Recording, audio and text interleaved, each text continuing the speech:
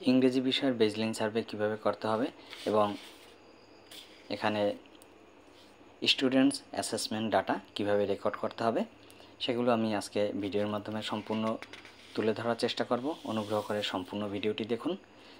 ইংরেজি বিষয়ের বেজলাইন মূল্যায়নের ক্ষেত্রে কিছু নির্দেশনা রয়েছে আমরা দেখতে পাচ্ছি। এখানে কোনো শিক্ষার্থী যদি সকল প্রশ্নের সঠিক উত্তর দিতে পারে তাহলে সেখানে টিক চিহ্ন দিতে হবে এবং যদি না পারে তাহলে ক্রস চিহ্ন দিতে হবে। তবে অনেকেরই মনে প্রশ্ন রয়েছে, এখানে 1 নম্বরে 5টি আমরা কোশ্চেন দেখছি। 5টি কোশ্চেনের ভিতরে সে যদি 5টির উত্তর দিতে পারে তাহলে আমরা টিক চিহ্ন দিলাম, একটিও যদি না পারে তবে ক্রস দিলাম। যদি এখান থেকে 5টির মধ্যে 3টি বা 2টি বা 4টি পারে তাহলে আমরা কিভাবে ওই শিক্ষার্থীর তথ্যগুলো মূল্যায়ন করব বা রেকর্ড করব। এক্ষেত্রে এখানে যে গাইডলাইন রয়েছে আমরা গাইডলাইন অনুসরণ করার পাশাপাশি নিজেদের মতো করে যদি শিক্ষার্থীদের কোথায় ঘাটতি রয়েছে বা কতটুকু সফলভাবে উত্তর দিতে পেরেছে সেগুলো যদি চিহ্নিত করে রাখতে পারি, পরবর্তীতে শিক্ষার্থীদের শিখন ঘাটতি দূরীকরণে কোন ধরনের কর্মপরিকল্পনা বা কী ধরনের কার্যপদ্ধতি গ্রহণ করতে হবে সে সম্পর্কে তখন সঠিক সিদ্ধান্ত নেওয়া অনেক সহজ হবে।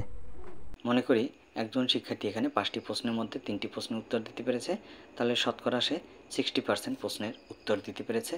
আমরা জানি যদি সে উত্তর দিতে পারে তাহলে আমরা টিক চিহ্ন দিয়ে তার তথ্য রেকর্ড করি। তাহলে এখানে আমরা 60% লিখে টিক চিহ্ন দিব।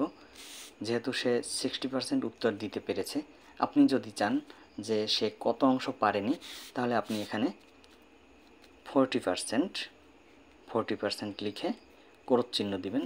তাহলে বুঝতে পারবেন যে সে 40%-এর উত্তর দিতে পারেনি। যদি সে 100% পারে তাহলে টিক চিহ্ন, আর যদি একটিও না পারে তাহলে ক্রস চিহ্ন। কোশ্চেন নাম্বার 2, এখানে একটি প্যাসেজ রয়েছে এবং প্যাসেজের আলোকে এখানে 3টি প্রশ্ন রয়েছে। তো 2 নম্বর আমরা কিভাবে তার তথ্যগুলো ডাটা রেকর্ড করব। এখানে দেখতে পাচ্ছেন 2 এর এ একটি অংশ এবং 2 এর বি একটি অংশ, অর্থাৎ টেক্সটের জন্য একটি অংশ। টেক্সট সে কীভাবে পড়ল বা তার পড়া ঠিক আছে কিনা তার জন্য আপনি এখানে টিক বা ক্রস চিহ্ন দিবেন, অথবা আপনার যদি মনে হয় সে আংশিক পড়তে পেরেছে তাহলে শতকরা সে কত ভাগ পড়তে পেরেছে সেই পার্সেন্টেজ এখানে লিখে রাখবেন।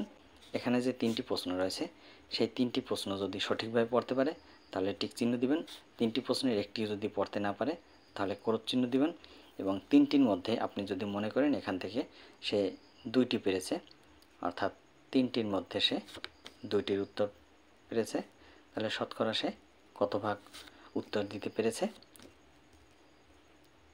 66.66, অর্থাৎ আপনি এখানে যদি লিখে রাখেন যে 66.66% সে উত্তর দিতে পেরেছে। 66.66% সে পড়তে পেরেছে, এর জন্য এখানে টিক চিহ্ন দিলাম। আপনি যদি চান সে কতটি সঠিক উত্তর দিতে পারেনি সেটি যদি হিসাব করতে চান তাহলে সেই হিসেবে কত পার্সেন্ট আসে সেটি এখানে এন্ট্রি করবেন এবং এখানে ক্রস চিহ্ন দিবেন। তাহলে বুঝতে পারবেন যে এখানে কত অংশ সে পারেনি। Number 3, write the numbers in word. এখানে যে নাম্বারগুলো রয়েছে সেগুলো ওয়ার্ডে লিখতে হবে। তাহলে সে কতগুলো লিখতে পেরেছে সঠিকভাবে আমরা সেই অনুযায়ী এই ঘরে তার তথ্য এন্ট্রি করব। তারপরে হচ্ছে number 4, write the ordinal numbers in words. এখানে যে অর্ডিনাল নাম্বারগুলো রয়েছে এগুলো ওয়ার্ডে লিখতে হবে, অর্থাৎ 7th 5th এভাবে ওয়ার্ডে লিখতে হবে এগুলো। সে কতগুলো পেরেছে যদি পারে সবগুলো তাহলে টিক চিহ্ন দিতে হবে। নাম্বার 4, এখানে দেখতে পাচ্ছেন যে ঘর, এখানে তার তথ্যগুলো সঠিকভাবে এন্ট্রি করতে হবে। আমি পূর্বে যেভাবে নিয়ম দেখিয়েছি আপনারা সেভাবে তথ্যগুলো এন্ট্রি করে রাখবেন।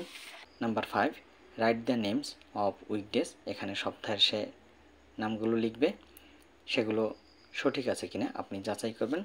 যাচাই করার পরে কতগুলো সঠিক হয়েছে বা কতগুলো ভুল হয়েছে সেইভাবে আপনি তথ্যগুলো এখানে এন্ট্রি করবেন। তারপরে হচ্ছে number 6, make sentences using the given words. এখানে যে ওয়ার্ডগুলো রয়েছে তার আলোকে সে সেন্টেন্স তৈরি করবে। যদি সে সবগুলো সঠিকভাবে সেন্টেন্স তৈরি করতে পারে তার অ্যাসেসমেন্ট এখানে আপনি এন্ট্রি করবেন। Number 7, right 5 sentences about your daily routine. Daily routine সম্পর্কে এখানে 5টি বাক্য লিখবে এবং লক্ষ্য রাখতে হবে use correct punctuation, marks, spelling and sentence structure, এগুলো সব ঠিক আছে কিনা এগুলো পর্যবেক্ষণ করবেন এবং সেই অনুযায়ী আপনি 7 নম্বরে তার তথ্যগুলো রেকর্ড রাখবেন।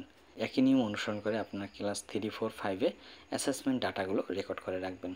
ধন্যবাদ সকলকে।